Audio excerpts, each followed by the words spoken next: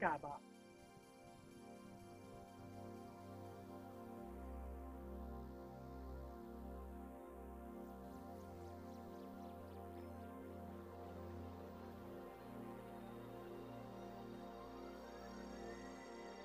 Welcome to the SkyBoxx.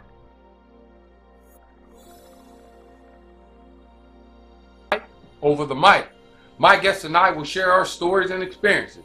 Now on the show today we have Dr. Jaimie Foster. And we're just going to talk about how COVID-19 affected education and a lot more. Sit back and relax. I guarantee you this is going to be a good one. You already know what time it is. Let's go get 'em.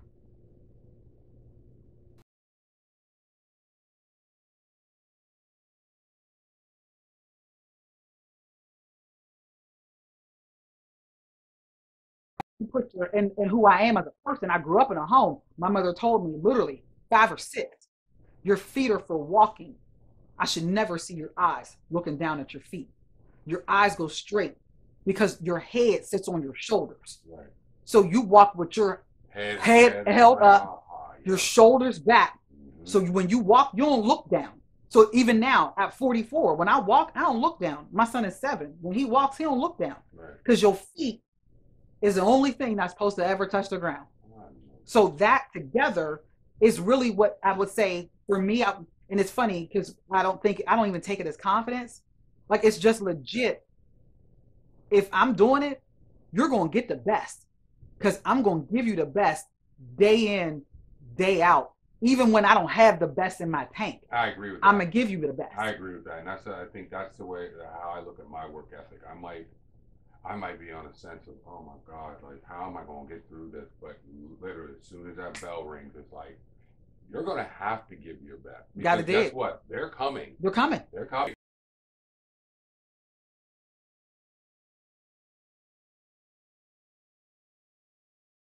Than me just straight, Yeah. mediocre, straight, that's all, it's cool.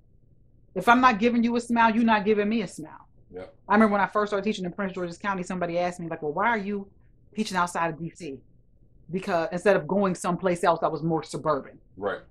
Because those school districts are going to find 1,000 needs. PG County's only going to get 1 need. And these students deserve that from me. I agree. And the same now here where I am at Harrisburg, at Melrose. Right. It's the same thing. It's It like gotta the be. exact same thing. Like, you can feel the vibe through the school of, like, wow, like, she really does. I'm not saying that our other ones hasn't cared, but, like, you can just see, like, you can see your positive energy around throughout the whole building. Got to be glass half full all the time. Got to. Got to be. You got to. All right, we're gonna flip it up a little bit. Let's go, unfortunately, to the pandemic. Okay. All right. With the pandemic, what was the toughest obstacle that you've seen when it comes down to the pandemic and that with education? Yeah. The pandemic, honestly, let us know, for real, there's no middle. You either have it or you don't. There's no middle. I would agree with that. You either have solid at home, meaning you got stable internet, not a hotspot from your mom on her phone when she gets home. Right. You have a place to be able to concentrate and do your work, or you don't. You have adults who are able to stay home with you, do their work while you're also doing your work, who understand that if you're not doing your work, you're going to be behind, or they're going to play loud music. Right. So the pandemic straight up told us who actually has and who doesn't. Right. And it actually lets you see inequity, inequality, because they're not the same. I agree. And the impact of generational poverty. Because you're watching kids who are still sitting in their pajamas or for like days on days because they might not have no clothes because we ain't have to shop for school stuff. I didn't have to like hustle that, but my mom's not working because she works an essential worker job, but the restaurant ain't open. So we ain't got nothing. So all I got is my tattered PJs and my bonnet to be on. That's it.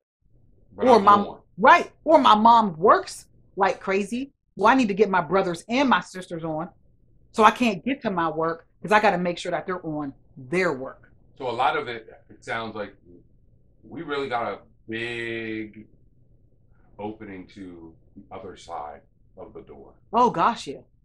And it was kind of shocking to see. Some of them, it was very shocking to see. Yeah, like, and for real, you also learned who legit cares about kids. Who's in this education thing for real and who just talking a good game. Because like for us in Harrisburg, we were virtual. So I could call off and not have no impact because I throw my kids on asynchronous work and we're good. Right.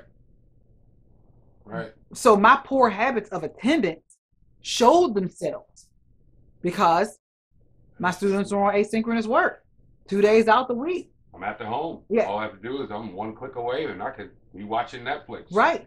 Or how much work did you get done? Like other industries still are right now, or still a lot working from home because your people have been more productive because the day never ends. Right. But we learned in education, not only who didn't have it, but who was for real. Who was about that life. I remember doing observations. And I remember a teacher talking to me like, but you're looking for this and this and that. And you're saying, but what if my kids don't? It's like, that part doesn't matter. Like, you're the teacher. You've got to figure out ways. And we talked about solutions. And it was like, yo, but like, you're asking me to still, yes, I'm asking you to still be on your best. Right. I'm not telling you that you got to beat your face every day. Don't get me wrong. It was rough. I beat my face every day for the camera. Every single day for the camera. I put on makeup. I might have had a full t-shirt on with a cardigan over top, but there's getting ready to be some scholars or some teachers that are going to be seeing me on the Zoom. And it's important for you to know that I'm still in it with you. And I take what we're doing from home just as serious as I do when we're in person. Let me ask you this question, because you said a word that I say one word, but you say this other word, and it's pretty powerful. I say student, you say scholar. Explain. Every scholar is a student, but not every student is a scholar. Scholars are genius. Scholars are bright. Scholars are creative. Scholars know that there's no limits. Scholars have tenacity. Scholars have perseverance. Scholars recognize that there is growth in failure.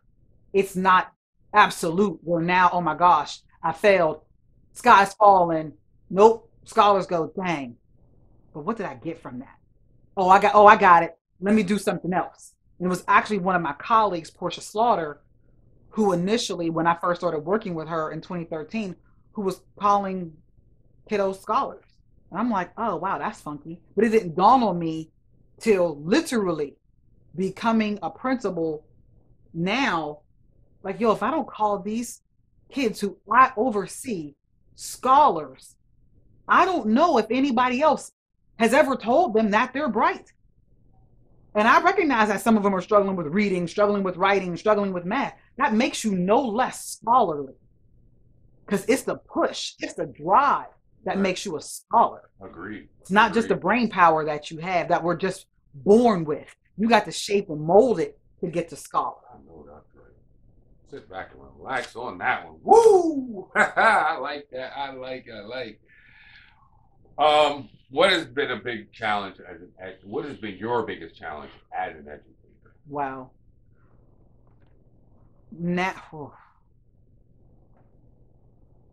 Not being able to save them all. And not having every teacher and every leader I've worked with have the same heart and passion for education that it deserves. Because you realize that you can't save every student. Because not every student is a scholar. Even though every scholar is a student, some you just can't, no matter how deep you penetrate, no matter how hard you go.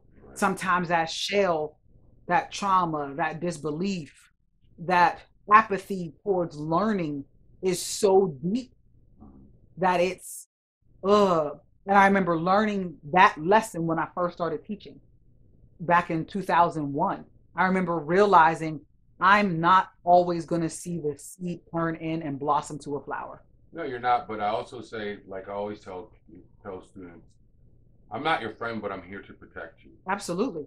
When I'm saying that, I think some students look at it like, okay, he's protecting me physically. I'm not just protecting you physically. I want to protect your mind. Yeah. I want to be the mind that sparks the mind. Absolutely. That becomes great. Yeah. Well, and I had to realize that sometimes I'm just a seed planter. Other times I'm the waterer. Mm-hmm. Other times I am the weed remover. So you're the sun. Yeah. Sometimes I'm just the sun. Sometimes I'm the pruner. Sometimes I'm the rain. Mm. You know, but real talk. Right.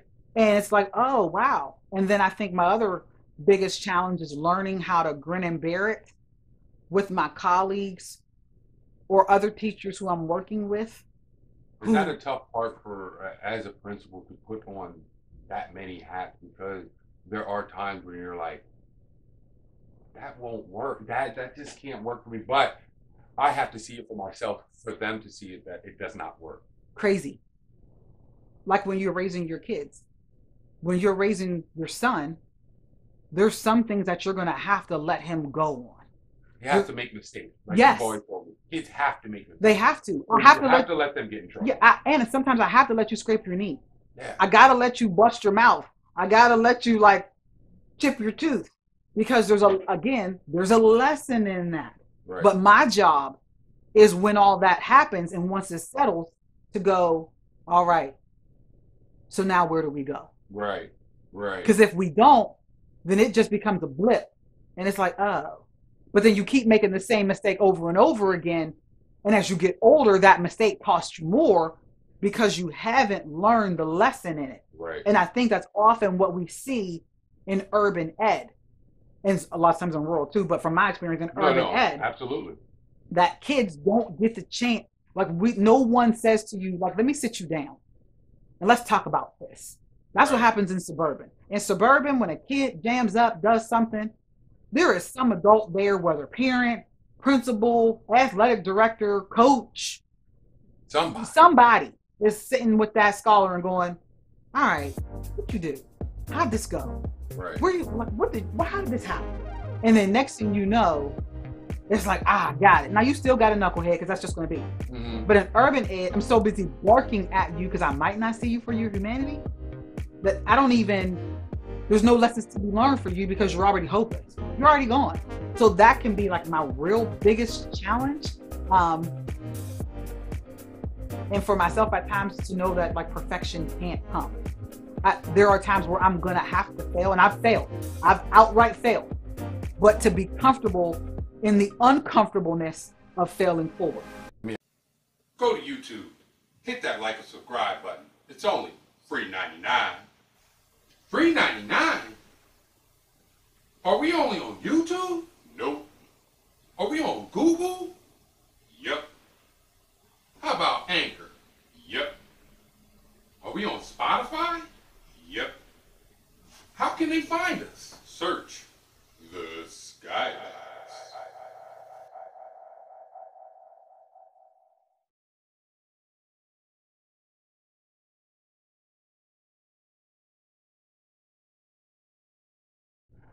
Thank you for watching the SkyBoxx.